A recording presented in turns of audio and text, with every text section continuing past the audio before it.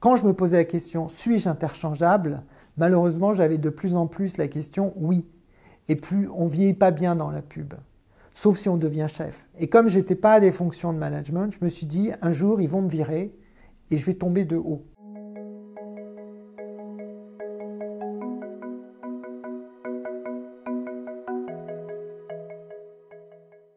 Bonjour, je m'appelle Bernard. Avant, j'étais dans la communication, marketing et publicité. Et maintenant, je suis coach professionnel et j'accompagne les gens et les entreprises à la recherche de leur pourquoi. Donc Bernard, on va retracer ton histoire ensemble aujourd'hui. On va commencer par ton enfance et l'endroit où tu es né et tu as grandi. Toi, tu es né en Tunisie.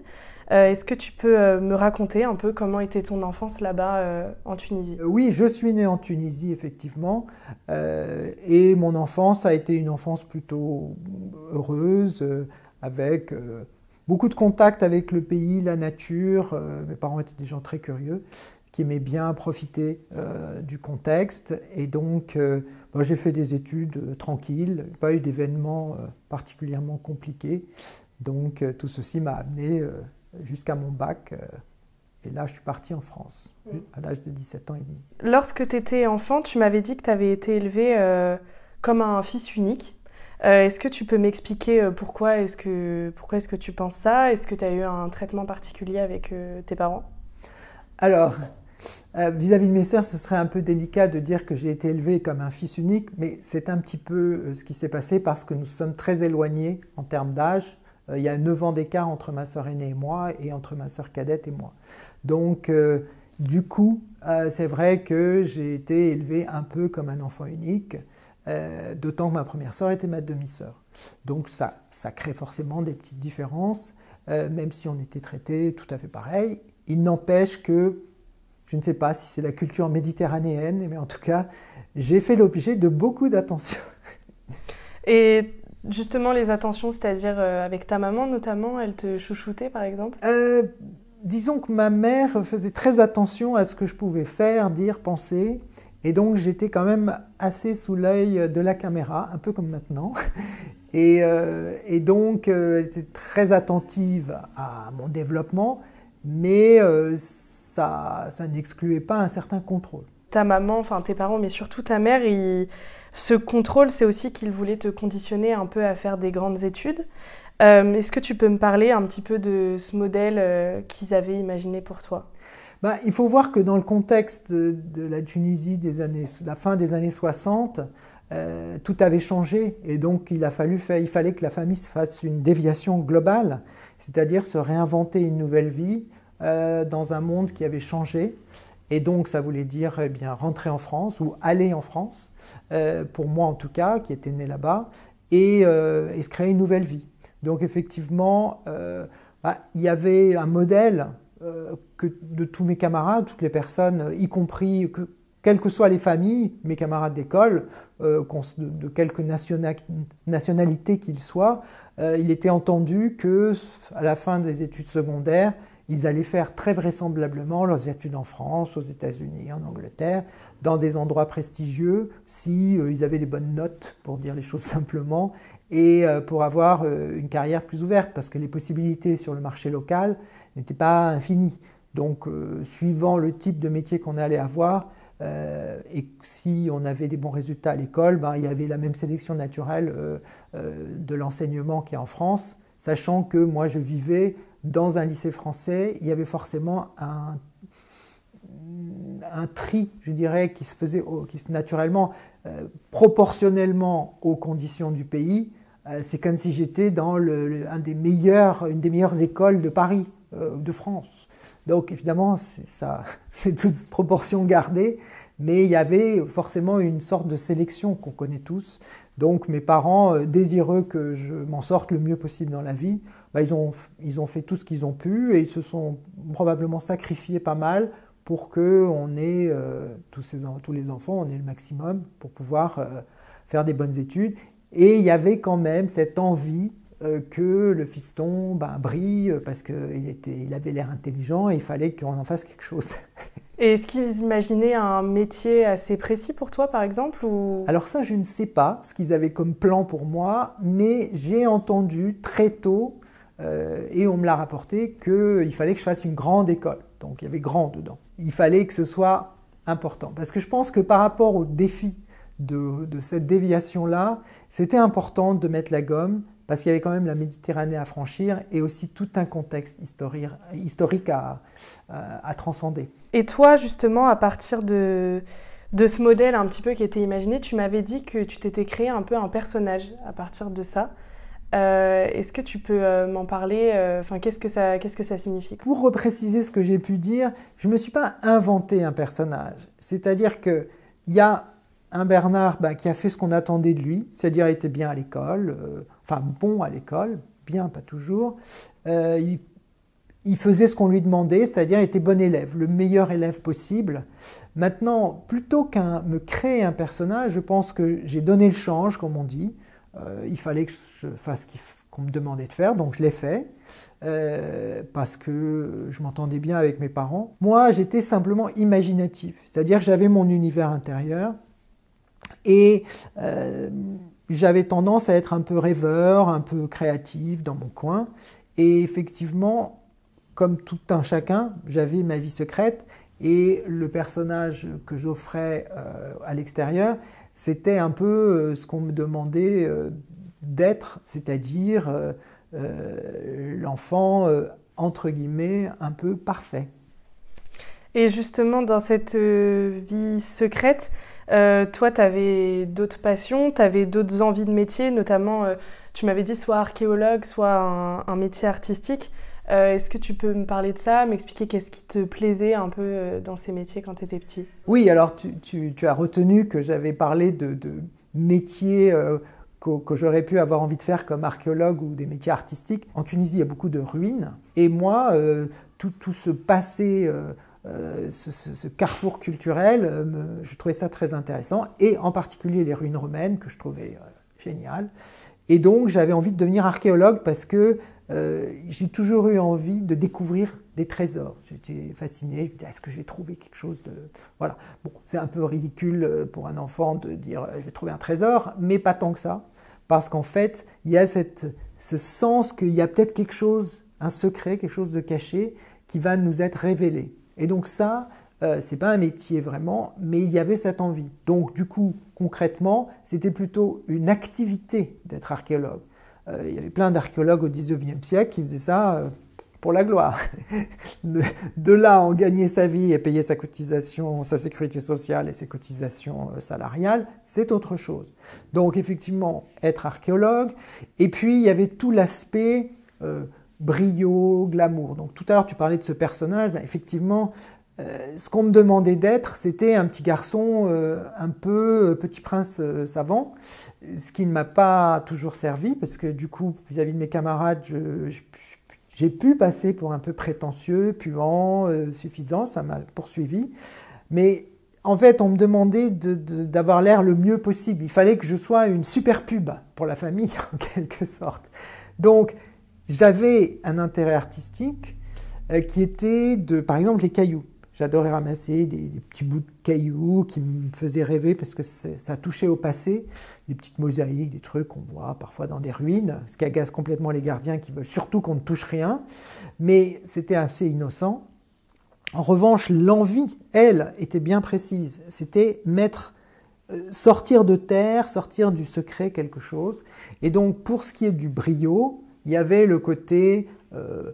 je ne sais pas, les vêtements, les bijoux, les objets d'art. Et ça m'a toujours attiré. Il y avait tout ce qui était artistique. Je passais beaucoup de temps à créer des bijoux, à dessiner, à peindre, à découper. Et j'offrais ça à certaines personnes de ma famille. Et effectivement, tout l'univers créatif féminin m'intéressait beaucoup. Alors j'ai fait un peu de la chimie, une fois mon père m'a offert une boîte de chimiste, j'étais absolument enchanté, ma mère était folle de rage, parce que c'était « mais il va faire sauter la maison », etc. Donc sur le côté art, j'ai beaucoup passé de temps à m'amuser, à faire des jeux de cubes, voilà, toutes sortes d'activités manuelles où Aujourd'hui, j'utilise beaucoup la méthode des intelligences et natures multiples. Et c'est vrai que l'intelligence corporelle fine, c'est quelque chose qui est développé chez moi. Et l'intelligence visuelle graphique ou visuelle spatiale aussi.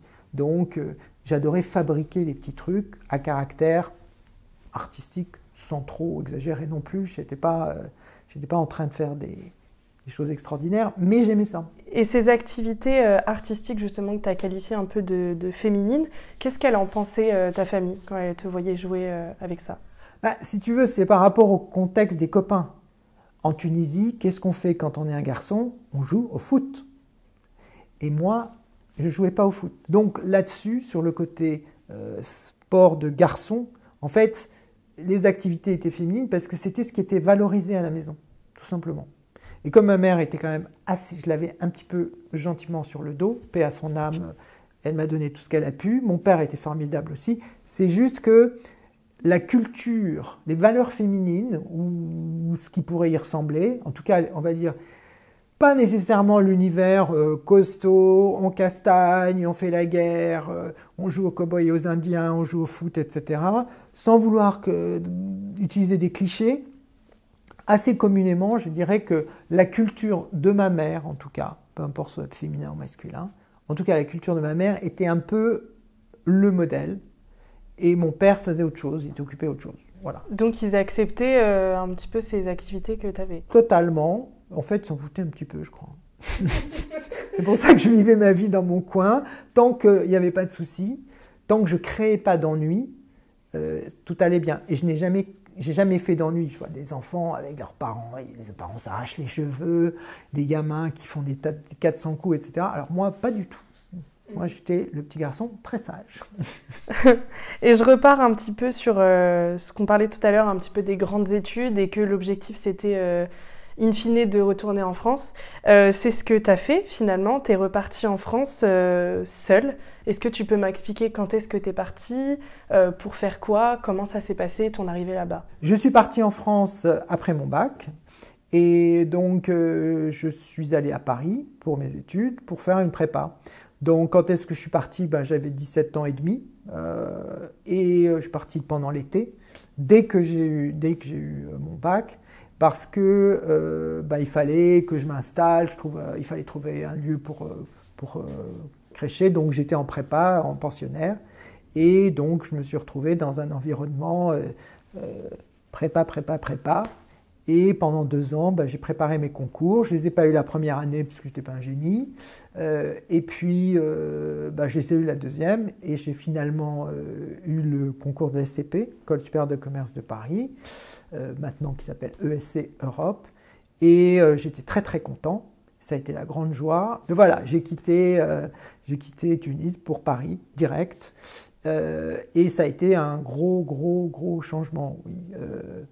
Mais que j'ai bien aimé. C'était pas facile, parce que la prépa, c'est dur, c'est que des études, mais j'avais la chance folle d'avoir des parents qui s'étaient arrangés pour que les contraintes matérielles soient aplanies par rapport à des copains ou des copines qui étaient boursiers, qui avaient des tas d'autres trucs, même peut-être qui éventuellement travaillaient. Donc moi, j'ai eu beaucoup de chance à ce niveau-là et j'en sais gré à ma famille. Ça, c'est sûr. Et en termes de culture entre ces deux pays, passer de la Tunisie à la France, est-ce que tu as remarqué des différences, des choses qui t'ont choqué, je ne sais pas ou Est-ce que j'ai remarqué des différences entre Tunis et Paris, ou entre la Tunisie et la France? Oui, bien sûr qu'il y avait beaucoup de différences. Alors, fondamentalement, j'étais c'était comme un nouveau monde, en fait. Parce que quand je rencontrais des copains qui vivaient en France, et que j'avais 7-8 ans, ils me demandaient s'il y avait des chameaux dans Tunis, ou des lions, ou je ne sais pas trop quoi. Donc parfois, les gamins, ils ont des visions. Aujourd'hui, ça ne serait pas pensable, parce que tout le monde a son téléphone, regarde des vidéos, etc. Mais à l'époque, ce n'était pas du tout déconnant d'entendre ça. Donc, en revanche, moi, de ce que je connaissais de Paris, qu'est-ce que j'avais? J'avais ma grand-mère qui me racontait comment, en 1920, Paris, la ville lumière, donc avec des étoiles dans les yeux. Donc, j'arrivais à Paris. Mais en fait, j'étais tétanisé parce qu'on m'avait dit, oui, dans le métro, attention, tu vas être attaqué, ça va être terrible, etc. Donc, j'avais la trouille quand je suis arrivé à Paris de me faire, je ne sais pas, alpaguer dans le métro Ensuite, il y avait la prépa, attention, le bizutage, tout le monde est là à te surveiller, puis les gens vont piquer des paquets de copies, piquent les notes, enfin que ça allait être, je ne sais pas, c'est comme si je rentrais aux États-Unis, là, à West Point, et que j'allais vivre un enfer de préparation. Non, tout ça, c'était un mythe, et j'ai découvert avec bonheur la vie parisienne comme un monde. Paris, pour moi, c'est plus qu'une ville, c'est une plateforme, en fait. Mais heureusement que j'étais pas dans la vie parisienne pure et dure. En fait, ce qui a servi de lien, c'était mon environnement immédiat, le fait que je fasse des études. Ça m'a permis de m'acclimater, mais en ayant un cocon autour. C'est comme si demain, tu allais à New York et que tu connaissais 0 personne, mais que tu avais un super job. Donc ta vie, c'est ton job. Donc ton job, tu es là-dedans, etc. Et petit à petit, tu commences à rencontrer des copains, des copines, tu te fais des amis, tu découvres la ville, etc. progressivement. Donc moi, j'étais très sur des rails. Donc la prépa, c'est des rails. Pas le temps de trop se poser de questions. On bosse, on bosse, on bosse. Mais quand même, de temps en temps, on sort un peu, on découvre des copains, des copines, et puis on découvre la vie. Parce que j'avais 17 ans et demi, j'étais hyper jeune. Et 17 ans et demi dans une famille très cadrée. Alors tu imagines, tu arrives à Paris, waouh! Oui, justement, je vais rebondir là-dessus, parce que tu m'avais dit que la vie en France t'avait offert pas mal de liberté. Est-ce que tu peux être plus précis là-dessus? En quoi tu t'étais senti libre en France comparé à la Tunisie? En France, j'étais tout seul, donc j'allais à mon rythme, je faisais les choses à mon rythme. Bon, j'étais en prépa avec une chambre d'étudiant, la cuisine, tout ce qui était frais de bouffe, tout ça, enfin tout l'aspect matériel de la vie était pris en main. Donc je pouvais faire fonctionner mon esprit à fond, et il y avait moins la vie autour de moi avec ce que ça a de sympa et de moins sympa, les petits camarades à l'école, etc. où c'est plus ou moins cool. Donc la liberté que j'ai trouvée, c'était d'être dans un endroit où, par rapport à tout ce brio dont par rapport à ce qu'on attendait de moi, tout d'un coup, j'étais au bon endroit. Parce que j'étais dans la capitale, en train de faire une prépa, de prétendre travailler, d'aller dans des grandes écoles, les fameuses grandes écoles. Donc j'étais dans le programme, quoi. Je suivais la programmation, j'étais à l'étape, moins 2 ans, la grande école, la fameuse grande école qu'on s'attendait, à ce que tout le monde s'attendait à ce que je fasse. Alors, comme j'étais pas très matheux, bon, déjà, c'est dommage, il ne va pas faire le Polytechnique, ce petit, ni les mines, ni les ponts, ni. Mais il va faire une école de commerce. Donc, études qui ont été pilotées par mes parents, parce que moi, je ne savais pas ce que j'allais faire. On parlait de liberté, etc. Et toi, justement, tu t'étais un peu autorisé à être vraiment toi-même en France. Et tu avais notamment reçu quelques remarques quand tu faisais tes études sur ta personnalité, ta possible orientation sexuelle. Est-ce que tu peux me parler un petit peu aussi de ce côté que tu as connu au cours de tes études? Oui, alors en fait, par rapport à ça, c'est évidemment un pan important de ma vie. La prise de conscience de mon homosexualité, ça a été progressif. Et en fait, c'est par à-coup que j'ai réalisé que. Donc tout à l'heure, on parlait de féminin.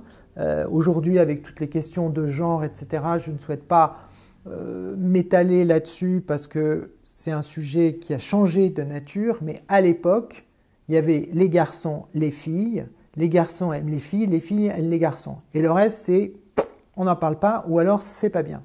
Donc moi, quand j'étais gamin, en fait, là où d'autres allaient jouer avec les petits copains et faire des choses très les gamins masculins, moi, j'ai passé beaucoup de temps avec une fille, une en particulier, qui était mon amie de cœur, et on passait un temps dingue ensemble. Alors j'avais des petits camarades garçons aussi, mais c'était pas pareil. Donc en fait, j'ai développé une intimité avec tout ce monde-là, qui a fait que petit à petit, je me retrouvais quand même chez le coiffeur de ma mère, au lieu d'être chez le coiffeur de mon père. Mais petit à petit, en fait, ça a généré des moqueries, et plus je prenais conscience de ce qu'était ma sexualité, plus ce qui m'était renvoyé ne collait pas.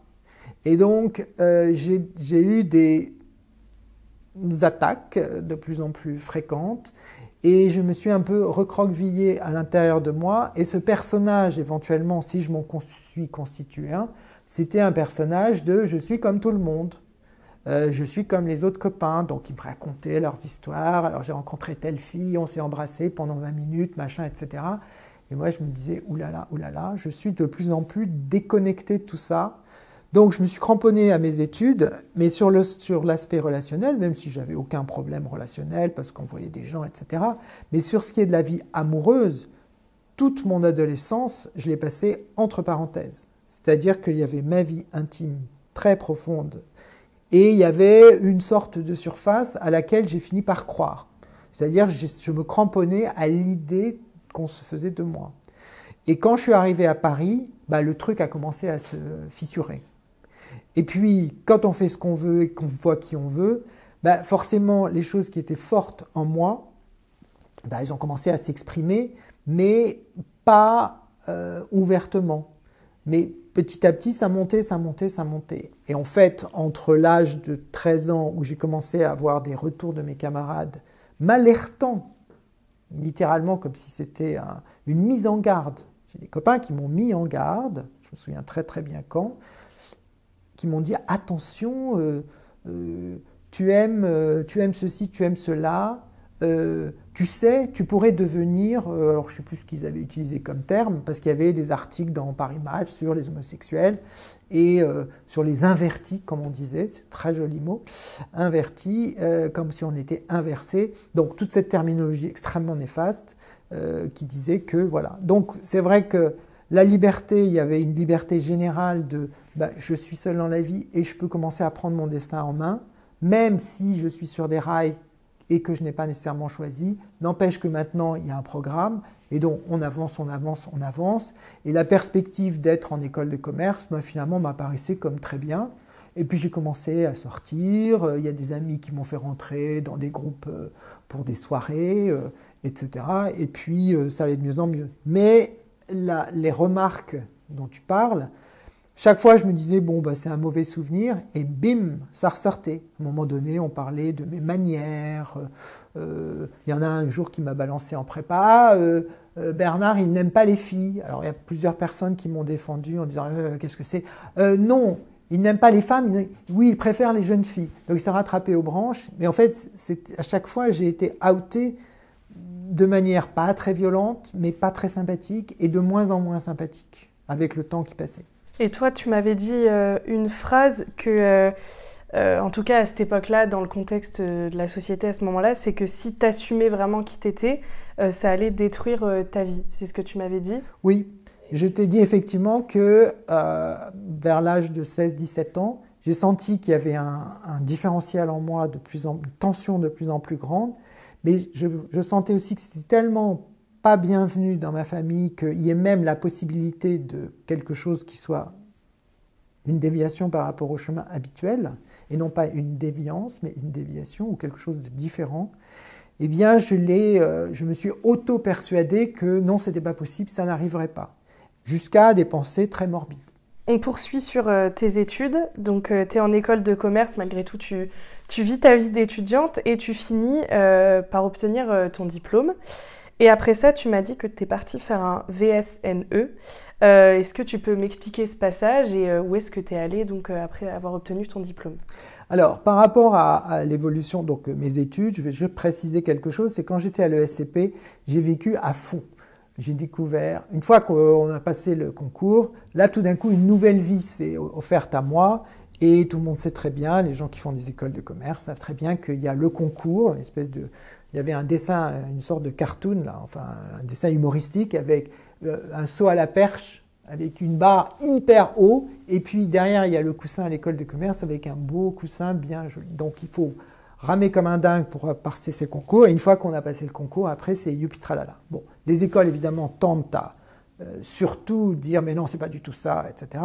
Mais comparativement en termes d'efforts, c'est un peu ça.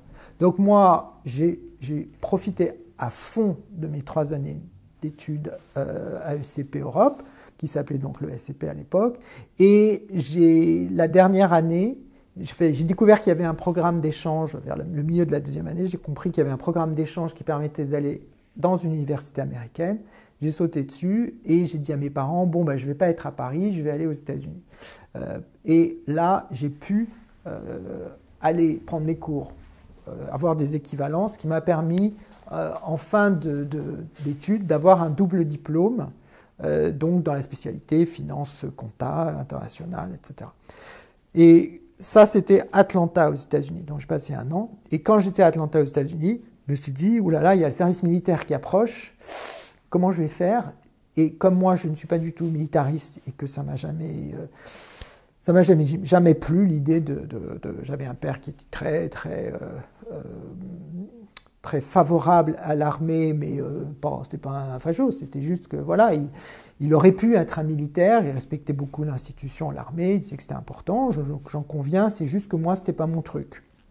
Je n'aimais pas les armes et j'avais peur littéralement de cette promiscuité. Parce qu'en fait, comme je n'étais pas à l'aise avec ma sexualité, en fait, là où peut-être aujourd'hui, je changerais complètement d'attitude en disant « Bon, ok les gars, je suis gay, mais vous faites pas chier ». À l'époque, j'avais peur qu'on découvre quelque chose de honteux et du coup, que ce serait catastrophique pour moi et que je souffrirais, que je serais le souffre-douleur, le bouc émissaire, etc. Chose qui m'était déjà arrivée très largement, mais j'ai toujours su comment naviguer pour donner le change, sauf qu'à un moment, on ne peut plus. Donc, ce qui s'est passé, c'est que quand j'ai quitté Paris, je me suis encore éloigné à nouveau de lieux où mes camarades commençaient à me renvoyer à nouveau que je n'étais pas comme eux. Et là-bas, je suis parti aux États-Unis et l'intérêt de parler anglais, c'est tout d'un coup le passeport pour un autre monde. Et j'ai toujours très bien parlé les langues étrangères, mais j'ai investi à mort sur l'anglais parce que plus je parlais anglais, plus j'étais autre, tout simplement. Et j'ai discuté avec des gens qui enseignent l'anglais et ils sont complètement d'accord avec moi. C'est-à-dire que lorsqu'on parle une langue étrangère, on a la possibilité de devenir autre. Et c'est très intéressant d'un point de vue du coaching parce que devenir autre, c'est faire un peu le tour de soi, c'est se voir sous un angle différent et du coup, on peut réenvisager les problèmes qu'on a sous un autre angle. Et quand je suis arrivé aux États-Unis, ça m'a permis d'être autre. J'ai fréquenté beaucoup d'Asiatiques, j'avais un groupe d'amis, Malais, Grecs, Philippins, Thaïlandais, Américains, venant des îles diverses et variées, vraiment toutes sortes de nationalités. Donc pour moi, aller aux États-Unis, c'était encore une étape. Donc Tunis, Paris, Atlanta. Et quand j'étais aux États-Unis et que je me suis dit, il faut que j'ai un job, enfin il faut que j'ai une coopération parce que je ne peux pas faire mon service militaire, j'ai envoyé des candidatures. Donc, et finalement, le ciel s'est entrouvert. Et une entreprise m'a dit qu'elle cherchait quelqu'un pour aller en Chine. Elle avait besoin d'un jeune coopérant, volontaire service national entreprise. Et donc, j'étais trop heureux de me précipiter. Donc, je suis tout de suite allé au siège, j'ai commencé à étudier le chinois. Et je suis parti à Shanghai en passant par Pékin, où j'ai eu un premier stage d'intégration. Et après, j'étais en poste à Shanghai pendant 2 ans. Donc, cette entreprise, quand tu étais à Shanghai, combien de temps tu y es resté et qu'est-ce que tu faisais là-bas? Alors, dans cette entreprise à Shanghai, donc j'étais dans une grande banque, c'était un job très de représentation, de coordination, d'accompagnement de projets. Donc, c'est des grosses boîtes françaises qui avaient envie de s'implanter en Chine. Donc, il fallait créer des relations entre les corporations chinoises, les banques chinoises, toutes sortes d'organisations destinées à canaliser le boulot, à canaliser les projets et des interfaces avec la Chine. Donc, pour des entreprises qui venaient investir. Alors, étant donné que je représentais une banque française, j'accompagnais des patrons d'entreprises. Donc, j'ai vu les patrons de très grosses boîtes qui venaient me voir, moi, jeune de 22 ans. Et il y avait un conseiller chinois à la banque, c'était comme ça que ça marchait, un conseiller chinois bien connecté avec toutes sortes de gens. Donc je rappelle qu'on est en 86, donc 2 ans après les 4 modernisations de Deng Xiaoping. Et donc c'était tout un travail un peu diplomatique, un peu comme un poste d'expansion économique. Donc moi il y avait un petit côté assimilé diplomate. D'ailleurs j'avais plein d'amis qui étaient dans ce milieu-là. Et des gens jeunes comme moi à Shanghai, français à l'époque, j'étais juste phosphorescente, c'est-à-dire que des gens comme moi, il y avait très très très peu. Donc c'était très exaltant parce que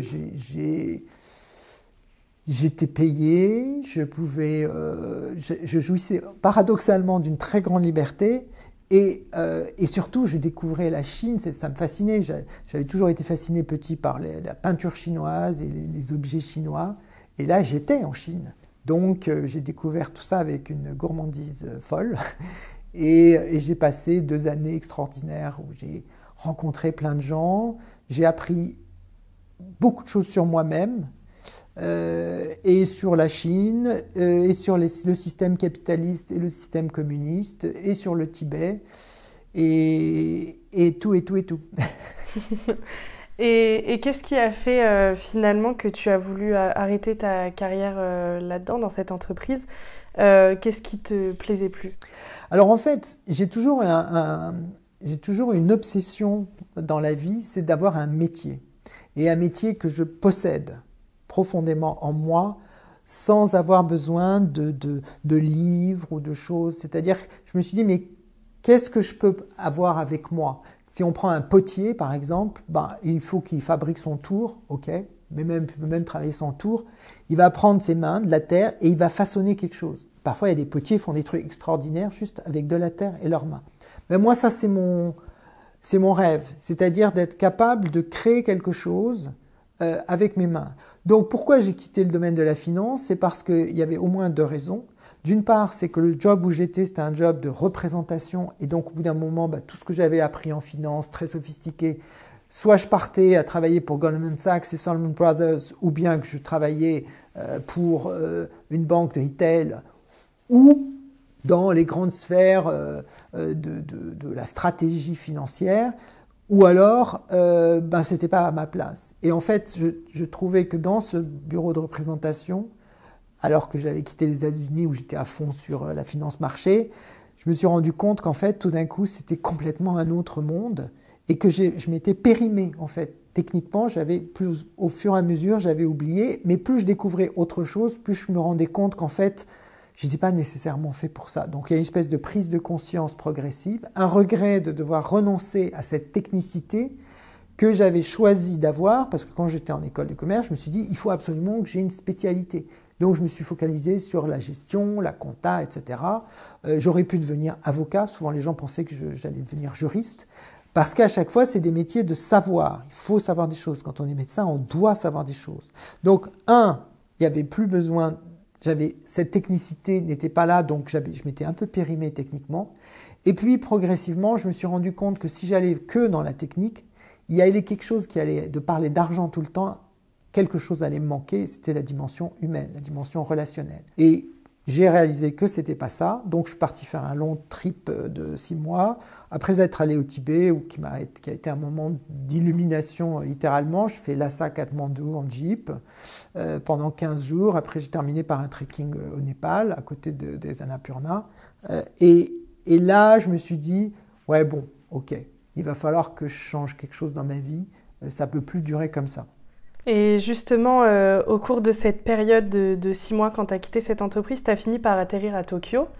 Et à Tokyo, tu vas entamer une véritable introspection, si je puis dire. Est-ce que tu peux m'expliquer déjà ton arrivée à Tokyo et pourquoi à ce moment-là, tu en as découvert beaucoup sur toi? Alors, l'histoire de Tokyo, c'est parce que c'est un ami qui m'a invité à Tokyo. Un ami qui était venu à Shanghai, je l'avais invité on vivait moi je vivais dans une chambre d'hôtel en fait, c'était mon appartement, et c'était un copain que j'avais connu dans les études, et on a eu des échanges assez profonds, et en fait, ce qui était génial, c'est qu'on s'est croisés au Tibet, au plein milieu du Tibet, on s'est rencontrés, alors c'était quand même... C'est grand le Tibet, et là on s'est trouvé au bon moment, au bon endroit, une espèce de rencontre un peu connectée avec quelque chose, une autre dimension. Parfois dans la vie il y a des synchronicités assez troublantes. Et en fait cette rencontre a été tellement marquante qu'on s'est dit il faut qu'on se revoie. Lui, il avait une copine, il n'y avait pas d'ambiguïté concernant, mais c'était plutôt une rencontre profonde. Et moi, le process d'introspection, j'ai toujours été très dans l'introspection puisque j'ai été confronté extrêmement jeune à un questionnement sur moi-même. Je me disais, moi, je sens un truc comme ça, mais en fait, on m'explique que je suis comme ça et j'essayais de voir comment ça pouvait coïncider. Donc, plus je me suis éloigné de chez moi, Tunis, Paris, Paris, Atlanta, Atlanta, Shanghai, Shanghai, Tokyo. Comme je dis souvent, je suis né à Tokyo parce que effectivement, au terme de toutes sortes de mois de réflexion, de questionnement sur, au fond, qu'est-ce que le capitalisme? Parce que les Chinois avec qui je travaillais, ils me renvoyaient quand même, disant oui, la banque, machin, vous savez, nous, les Japonais, ils nous prêtent à taux zéro. Et vous, qu'est-ce que vous faites? Et en fait, j'ai été challengé dans mon côté occidental. Comme quand j'étais en Tunisie, j'ai été challengé en tant que Français par les Tunisiens qui m'entouraient. Donc ce questionnement, je l'ai eu à plusieurs niveaux dans ma vie et à plusieurs moments dans ma vie. Donc, il y a un moment, quand on pose des questions, il faut trouver des réponses. Je me suis dit, qu'est-ce que je réponds à ça? Et quand c'est à toi-même que tu te poses la question, là, on ne peut pas financer trop longtemps, surtout quand il y a une souffrance. Et donc, je me suis dit, bon, la finance, ce n'est pas pour moi. Et donc, pendant tout ce temps au Japon, pourquoi c'était intéressant? Parce qu'à nouveau, il y avait de l'altérité. Parce que quand on se trouve face à une langue comme le japonais, c'est comme si j'étais à la fois entouré d'humains et en même temps, j'étais face à moi. Et c'est quand même un pays avec des coutumes très particulières. Et quand je me baladais dans Tokyo, j'avais l'impression que j'étais dans un film de science-fiction.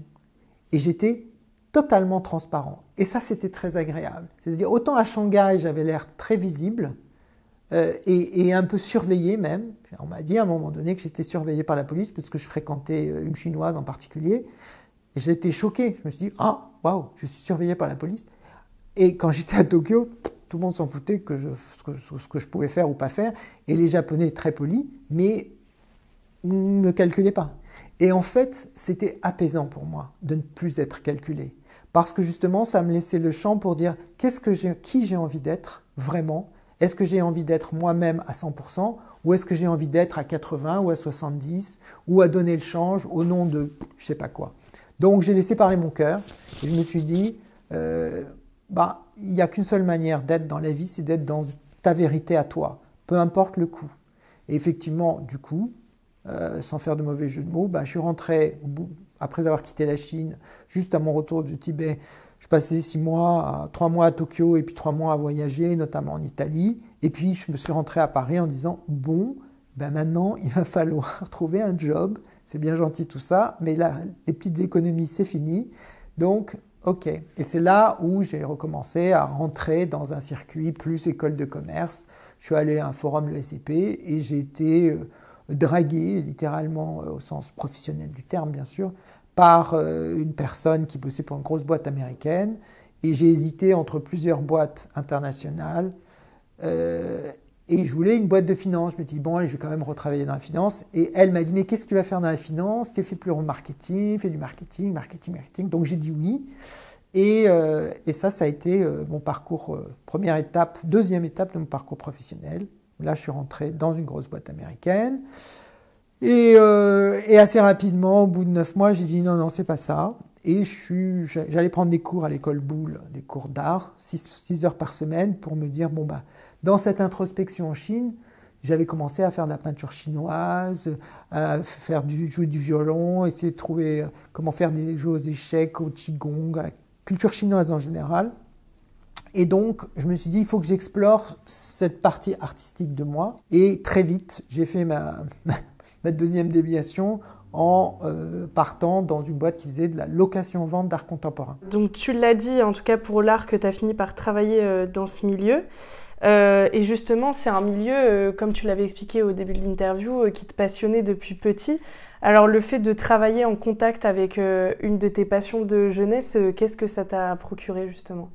Alors en fait, une chose importante à dire par rapport à mon vécu intime en Tunisie, c'est que j'ai souvent dit, j'en ai marre de conjuguer les temps du passé.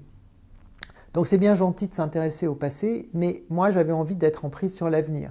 Donc quitter la Tunisie, pour moi, c'était quitter tout un ensemble de choses assez lourdes dont je n'étais pas responsable. Je n'étais pas responsable de tout ce qui s'était passé en Tunisie, je n'étais pas responsable de ce qui était arrivé à ma famille.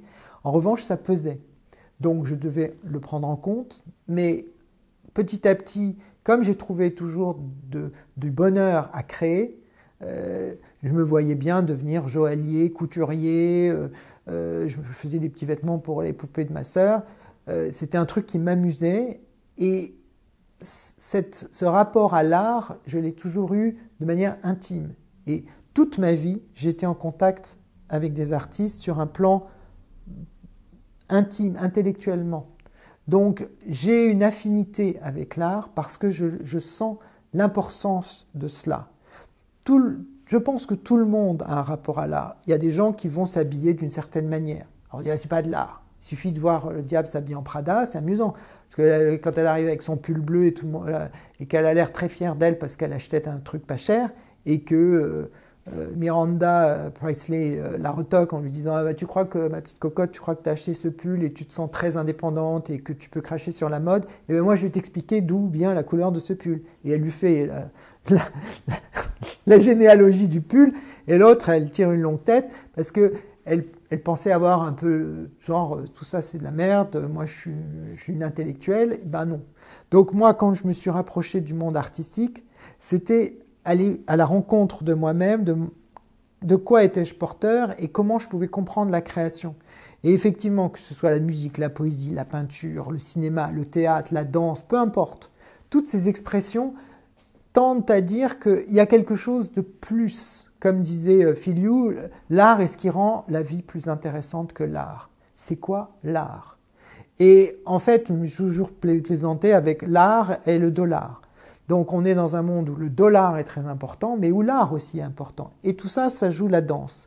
Donc quand je me suis rapproché de l'art, pour en faire potentiellement un métier, on dit des gens, il est dans l'art. Bon, ça ne veut rien dire. C'est juste qu'il travaille dans un domaine technique qui le met en contact avec le marché de l'art contemporain. Et quand je dis que je n'aimais pas conjuguer les temps du passé, je me suis dit, qu'est-ce qui se passe aujourd'hui? C'est où la création d'aujourd'hui? Je me suis commencé à m'intéresser à Kandinsky, à Picasso, au cubisme, à toutes ces choses-là, parce que c'était ma première approche. Donc quand j'ai quitté cette grosse boîte américaine et que j'ai décidé de rejoindre cette société qui faisait de la location-vente d'art contemporain, il y avait ce côté original marketing. Je me disais, ah ouais, comme c'est intéressant, il y a un potentiel, super, mais comment on va le libérer ce potentiel? Ah ben on va travailler comme ci, on va travailler comme ça. Donc oui, j'étais super content. Et j'ai quitté ce système américain extraordinairement bien huilé, que j'ai quitté d'ailleurs un peu trop tôt, parce que j'ai péché un peu par orgueil, mais le fait de travailler avec des artistes, d'aller choisir des œuvres dans les ateliers, puis ensuite de vendre de l'art, j'ai adoré commencer à expliquer aux gens. Chez moi, il y a une nature pédagogique dans ma nature multiple.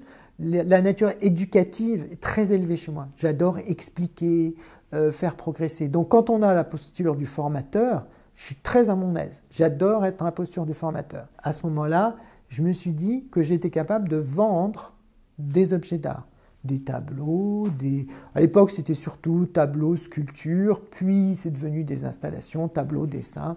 Il n'y avait pas de photos, à l'époque il y avait très très peu de photos, c'est venu après les photos. Maintenant je m'occupe des photographes, mais à l'époque je ne m'en occupais pas. Et donc c'est ça que ça m'a apporté. Donc après cette expérience, tu as eu plusieurs autres expériences en rapport avec l'art qu'on va pas toutes citer parce que je pense que ça serait long et ça perdrait peut-être les gens. Mais en tout cas, on peut arriver au point final qu'à un moment, tu t'es rendu compte que l'art, c'était pas assez rémunérateur. Et donc, tu es retourné dans le monde de la publicité pure et dure. Est-ce que tu peux m'expliquer ce passage de l'un à l'autre et ce que tu faisais dans le monde de la publicité? Oui, alors par rapport au monde de l'art, effectivement, qui n'est pas très rémunérateur, c'est rémunérateur, mais c'est compliqué d'y arriver. C'est compliqué de gagner sa vie, aussi bien quand on est artiste que quand on est galeriste ou agent, parce qu'il y a une offre énorme et il y a une demande qui est très très faible. Donc même avec le développement de l'art contemporain, etc., il n'en reste pas moins que c'est compliqué. Donc il y a eu cette période de 3 ans où j'ai exploré la possibilité de systèmes marketing intéressants et innovateurs pour vendre de l'art, pour acculturer, pour donner envie aux gens d'acheter de l'art. Donc ces 3 ans d'expérimentation par rapport à un système commerçant bien précis, qui était très très bien foutu et qui m'a permis de faire travailler des artistes, dont un artiste qui s'appelle Chen Zhen, donc un très très grand artiste que j'ai eu la chance immense de rencontrer à Shanghai, qui m'a donné à lire un texte. Et grâce à Chen, tout d'un coup, j'ai été projeté, sans me rendre compte, sur une trajectoire de vie absolument fantastique, parce que du moment où je l'ai connu jusqu'à maintenant, je n'ai jamais quitté. Il nous a quittés prématurément en 2000, mais moi, je ne l'ai jamais quitté, ses œuvres ne m'ont jamais quitté. Et quand je dis aux gens, ah oui, j'ai aidé à ce que Chen s'installe en France, ah oui, c'est génial. Effectivement, Chen, ça a été le cadeau du ciel. Mais quand j'ai rencontré cet homme, je me suis dit, il m'a lu un texte d'une page en me demandant si c'était bien écrit en français. Et j'ai dit, waouh! Soit ce type est complètement fou, soit c'est un génie. Et puis après, j'ai opté pour la deuxième. Et donc, j'ai acheté ma première peinture, c'est à lui. Et quand j'ai découvert le bonheur d'acheter de l'art, je me suis dit, je peux peut-être aider d'autres à découvrir ça parce que c'est génial, c'est en train de se faire. Donc, oui, l'art, c'est difficile à vendre et oui, c'est compliqué d'en vivre. Et puis, j'ai eu une merveilleuse opportunité qui était de partir à Prague pour rentrer en agence de pub dans un grand groupe. Ce que j'ai accepté après avoir bien réfléchi, parce que c'était quand même un grand saut à nouveau. Et j'ai quitté cette entreprise un peu artisanale pour plonger dans le grand bain de la pub internationale. La personne qui m'a recruté m'a fait confiance et j'en serai éternellement reconnaissant. Quelqu'un qui est très entreprenant et qui s'est dit « Mais si, tu vas voir, tu as toujours vendu de la créa, je suis sûr que tu vas être parfait là-dedans. » Donc il a fallu que je prouve à mon entourage que oui, j'étais parfait, ce qui était dur, parce que j'avais à peu près 35 ans, et c'était pas évident de rentrer dans la pub à 35 ans, parce que c'est souvent là que les gens en sortent. Donc moi, je suis rentré, et ça m'a amené jusqu'en 2010 à faire tout un travail, d'abord 2 ans à Prague, et ensuite j'ai travaillé à coordination internationale pour un très grand groupe de pub international, où là, j'ai vu les grands rouages de très grands comptes, et fait ce qui s'appelle la coordination internationale. Alors ça faisait un petit écho à ce que j'avais fait en Chine, sauf que là c'était avec des gigantesques budgets et là on était dans du concret, du technique pour valider des campagnes de pub, préparer des campagnes de pub avec des compétitions internationales, choisir les agences, manager les agences, s'occuper de zones géographiques pour la stratégie de développement communication du produit A, B ou C. Voilà. Et au bout d'un moment, au fur et à mesure de ces expériences dans ce grand groupe de pub, c'était un milieu qui a fini par plus te convenir. Je te laisserai m'expliquer pourquoi et me raconter pourquoi est-ce que cette période elle a été compliquée. Tu m'avais parlé de problèmes avec ta boss, d'un décès dans ta famille, enfin plein de choses qui se sont mélangées qui ont fait que ça a été le début de la fin dans la publicité. Oui, ça a été effectivement, il y a eu toute une déconstruction qui s'est opérée au fur et à mesure. C'est-à-dire, j'ai été dans une phase de construction où je me suis, je dirais, musclé dans une forme de compétence, mais je me rendais bien compte que quand je me posais la question « suis-je interchangeable ?», malheureusement, j'avais de plus en plus la question « oui ». Et plus on ne vieillit pas bien dans la pub, sauf si on devient chef. Et comme je n'étais pas à des fonctions de management, je me suis dit, un jour, ils vont me virer et je vais tomber de haut. Parce que c'était glamour, parce que je voyageais en business class, parce que j'étais très très apprécié, tout se passait très bien, je brassais toutes sortes de pubs avec des super beaux budgets, enfin c'était pas Bec BD 99 francs, mais parce que ça c'était bien fini, mais c'était quand même très très exaltant parfois, il faut le dire. Mais en même temps, la pub pour moi c'est quand même le bras armé d'un capitalisme triomphant.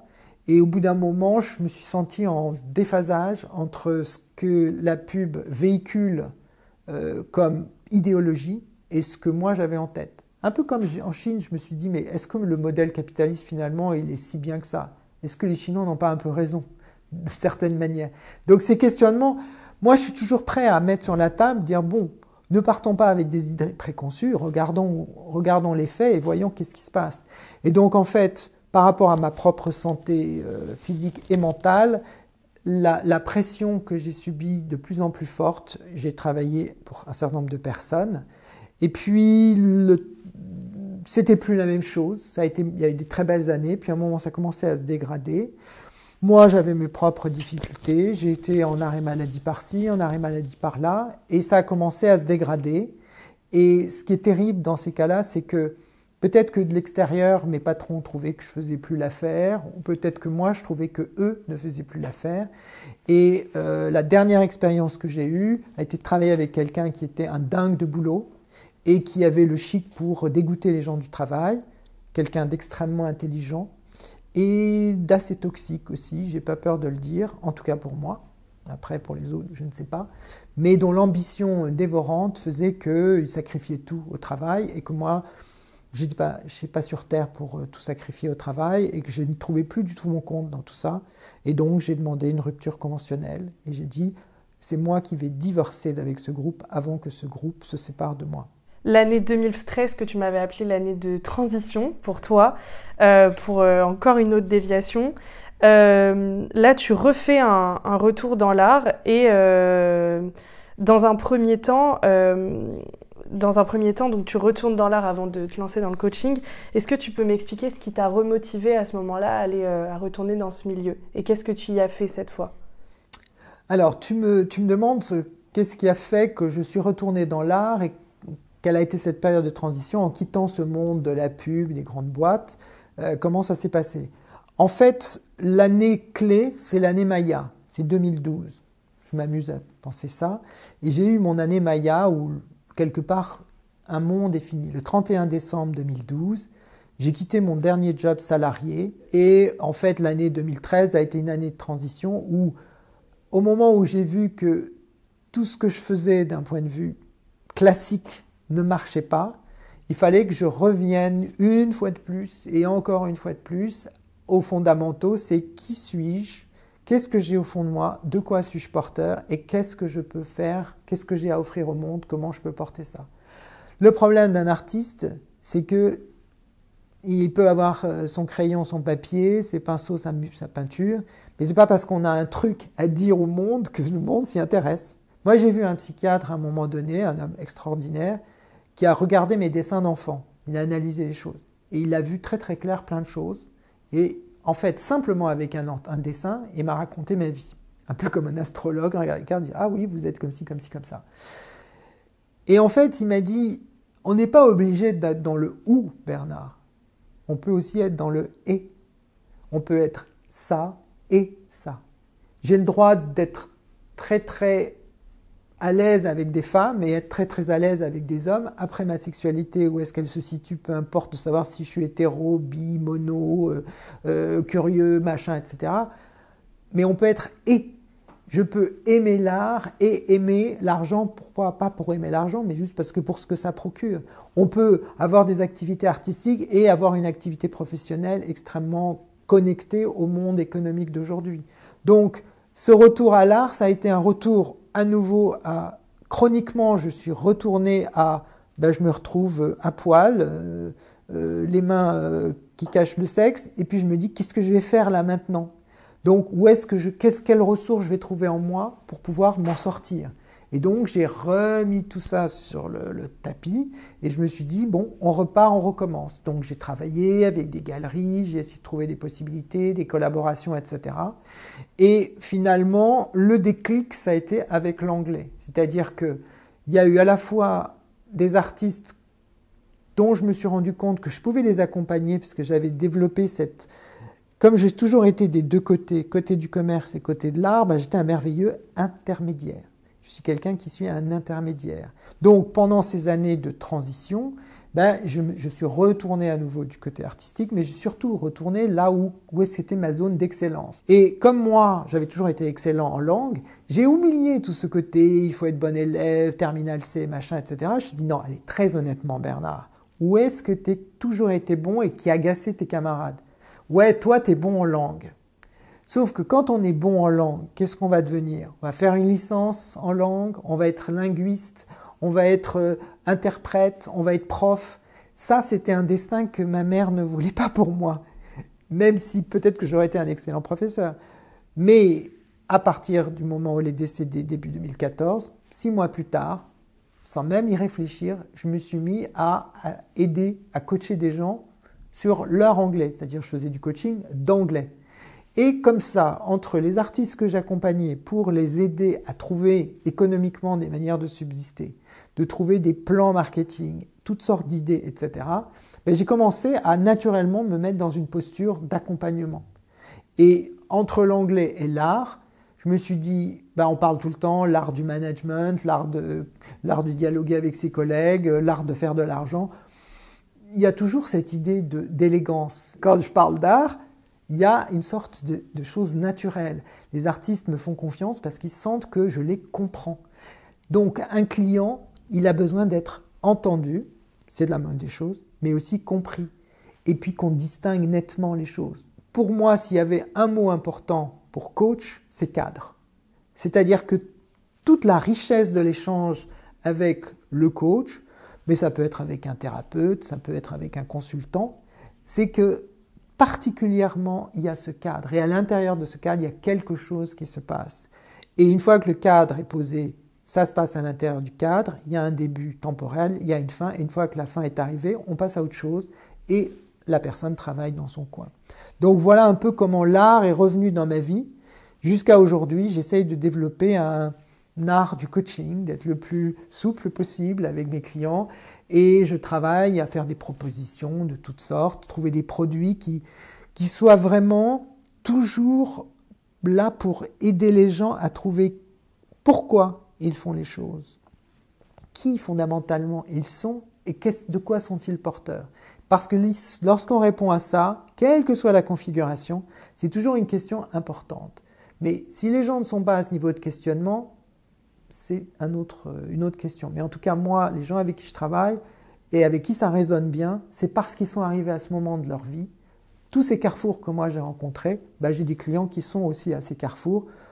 Sauf que moi, je suis devenu un spécialiste du carrefour. Donc, comme tu le disais, petit à petit, après être retourné dans le monde de l'art, tu t'es dirigé petit à petit vers l'accompagnement, donc avec l'anglais, puis ensuite tu as développé ton accompagnement, et justement, c'est de ça dont on va parler.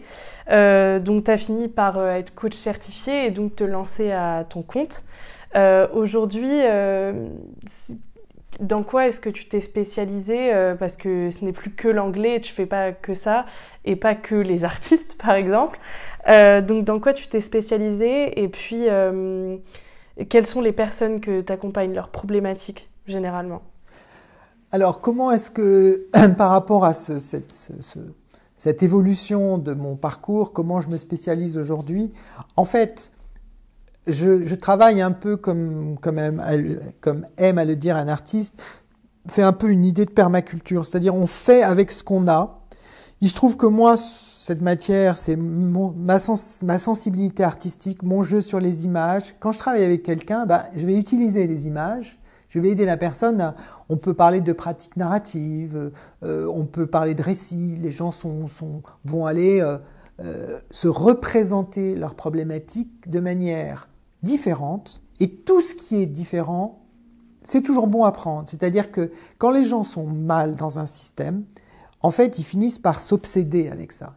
Donc, moi, je suis là pour les aider à se déplier. C'est-à-dire que ce que je trouve fantastique, c'est d'aider les gens à exprimer le plus possible leur potentiel. De révéler ce trésor dont je parlais dans mon enfance, je ne sais quoi, ce masque de Toutankhamon planqué dans un tombeau au fin fond du désert. Eh bien moi, je dis que les gens, ils ont tous ce trésor en nous. En eux. Les gens ont ce trésor en eux. Et effectivement, là où je me suis spécialisé, je suis allé chercher des outils qui traitent du câblage. J'adore la PNL, parce que la PNL, on parle de programme. On est programmé d'une certaine manière. Ça ne veut pas dire qu'on peut déroger au programme, mais on a une certaine manière d'être câblé. Et quand on regarde les intelligences et natures multiples de Stephen Rudolph, c'est une approche que j'ai trouvée géniale parce que On a d'un côté des intelligences, donc on a des câblages, et puis il y a des natures qui sont des motivations profondes. Et quand on croise les deux, on arrive à une cartographie très fine de qui est la personne. Donc quand le boulot te renvoie une image de toi qui est très très aliénante ou très limitante, eh bien moi je dis aux gens, attendez, on va procéder autrement, je vais vous tendre un miroir beaucoup bien différent, où vous allez pouvoir vous examiner devant, derrière, avec différents éclairages, et tout d'un coup, vous voir et vous raconter votre propre récit à vous-même différemment. Donc moi, ma spécialité, c'est d'être toujours plus près de qu'est-ce que la personne a de spécifique, a d'unique. Chaque fois, toujours aller voir des outils qui permettent rapidement d'éclairer, de cartographier un peu la personne, lui donner des éléments. Il y a la ProcessCom, il y a le disque, moi je travaille avec le MBTI, peu importe les utilisations, moi, et je travaille beaucoup avec cette idée de travail sur la singularité. Qu'est-ce qu'on a de singulier en nous? Il y a toute une approche très intéressante là-dessus que je ne développerai pas, mais c'est comment on trouve son pourquoi. Pourquoi je fais les choses, comment je les fais, qu'est-ce que ça donne, quel est mon impact, qu'est-ce qui va faire que mon programme va se dérouler normalement ou ne va pas se dérouler normalement. Eh bien, j'aime bien regarder les modélisations. C'est-à-dire que je pense que pour pouvoir comprendre comment on fonctionne, c'est important de se modéliser. Et en PNL, on passe son temps à modéliser. C'est-à-dire qu'on essaye de créer un process comme un ordinateur où on dit « tiens, je vais mettre en équation ». Donc, je prends mes pensées. Puis je dis, tiens, dans tel contexte, ça réagit comme ça. Dans tel contexte, je fais ça. Et dans tel contexte, boum, ça bug, boum, ça bug. Est-ce que la ligne de code, mon code, est-ce qu'il est mal écrit? Si j'écris en Python, en Cobra, en je ne sais pas trop quoi, en code informatique, aujourd'hui, il y a plein de jeunes, ça, c'est de la technicité. Ils écrivent du code. Mais ils peuvent devenir hackers, ou ils peuvent devenir créateurs de super programmes de rencontres, ou des programmes pour savoir où on va trouver seloger.com, ou bien comment acheter au milliardième de seconde, faire des transactions boursières. Peu importe, c'est du code, c'est de l'écrit. Ça permet de faire de l'intelligence artificielle. Donc moi, je pense tout le temps que ce qui est important pour l'humanité, c'est que chacun trouve sa place. Et que pour l'instant, on est totalement hors du compte. Mais cette idée de savoir où on va chercher ses ressources et comment on se régénère, c'est ça que je propose aux gens. C'est-à-dire qu'aujourd'hui, j'ai fait des fresques, j'ai fait la fresque de l'économie régénératrice. On commence de quoi? On part des ressources. Le problème, c'est qu'on ponctionne la Terre indéfiniment. Et si on prend la même analogie et qu'on ponctionne dans ses ressources vitales, dans son vivant à soi, on ponctionne trop, on obtient du burn-out, on obtient du bore-out. On a toutes sortes de résultats pervers où les gens sont utilisés uniquement pour ce qui intéresse la société commerciale, l'entreprise, et toutes leurs autres dimensions, c'est occupez-vous de ça quand vous avez du temps. Moi, je dis non, c'est pas comme ça. On a des domaines de vie, on a la vie intime, on a la vie de couple, on a la vie de famille, on a la vie professionnelle, on a la vie sociale, tout ça baignant dans un environnement. Et il faut que ces 5 domaines de vie soient, on peut distinguer cela, on pourrait voir ça autrement, mais en tout cas, il faut que tout ça ait sa place. Donc, il n'y a pas pour moi de vie possible sans un équilibre. Quand on parle de nutrition, les gens qui font des régimes, alors que protéinés, que ci, que ça, mais tout ça, ça ne va pas pour moi. Il faut trouver des équilibres dans le déséquilibre.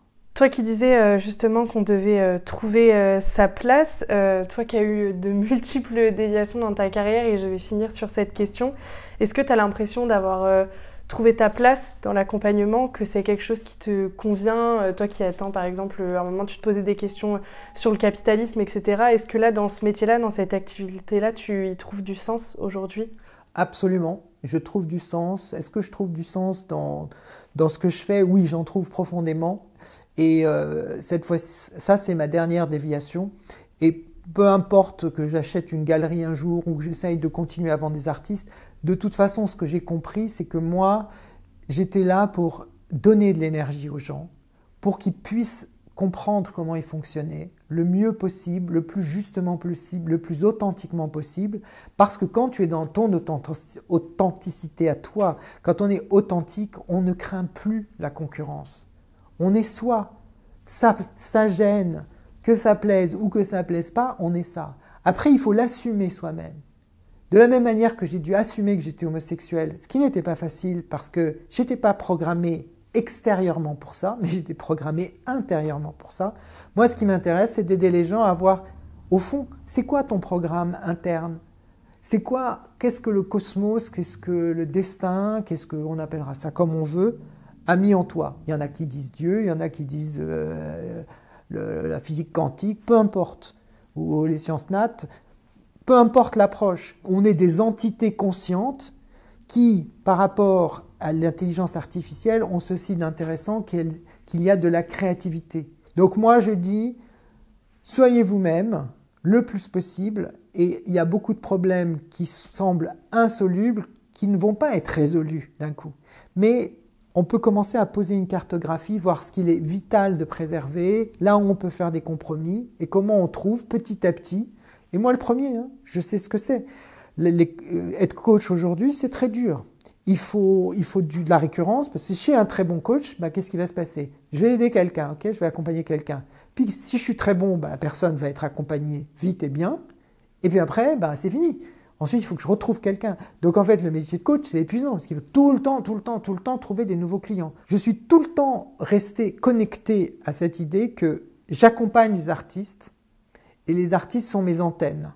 Parce que pourquoi l'art c'est intéressant? Parce que c'est souvent les artistes qui sont les plus visionnaires. Ce sont les artistes qui ont la stratégie la plus extraordinaire.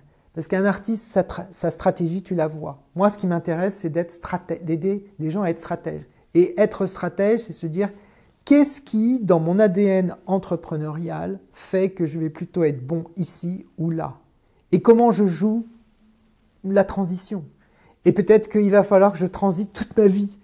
Mais à un moment, j'y arriverai. Et puis au pire, qu'est-ce que c'est? La destination, le bonheur, c'est pas la destination, c'est le voyage.